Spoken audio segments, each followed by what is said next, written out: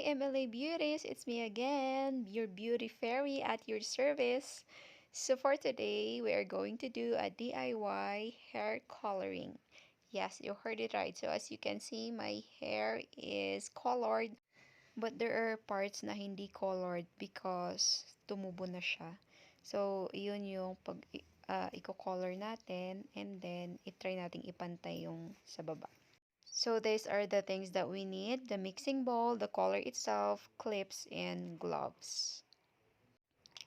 Alright, so we're about to start, but before that, you make sure that you have a cellophane with you because you're going to use that to cover your hair after applying all the products all over your hair. So for me, I use a trash bag. Anything will do as long as it's clean, okay? Now, we need to section our hair for easier application of the product. So, yun yung gamit ng clips natin. Ay, kaloka. Hindi ko pa pala na-mix yung mga product. But anyways, according to the instruction, you mix 1:1. So, yung oxidizer ko dyan is 9%. And then, you just have to mix it well. And then, ready for application na siya sa hair. Ayun na nga guys, dahil DIY tayo, kulang-kulang yung gamit natin. So, kailangan nating mag-improvise ng gamit, kagaya ng cover ng ears. Magtingin lang kayo ng mga nasa kitchen. Madami dyan makukuha. So, for me, ang ginamit ko dito is yung clean wrap.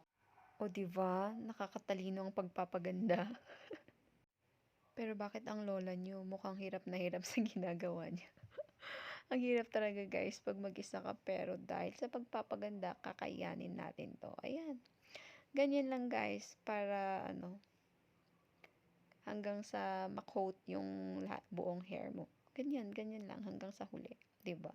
So lang namang panoorin natin yung process hanggang sa huli. I-fast forward na natin 'to. So tapos na yung first coat natin.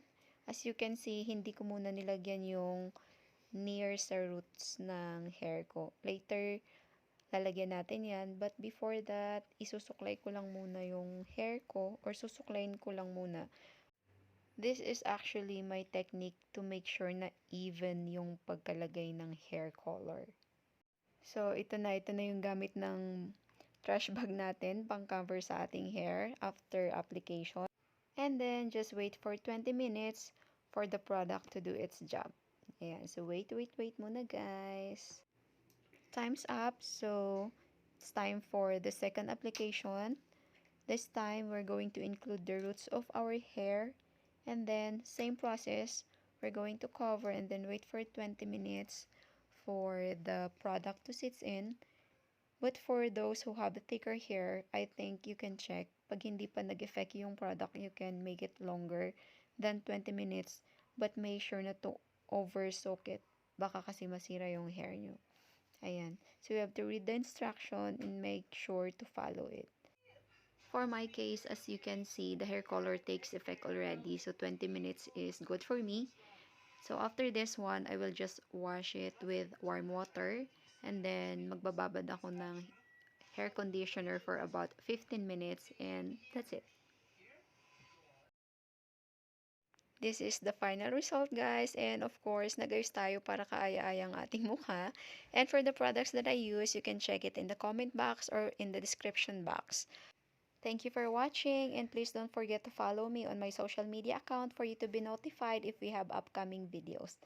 That's it for today. Bye! Mwah!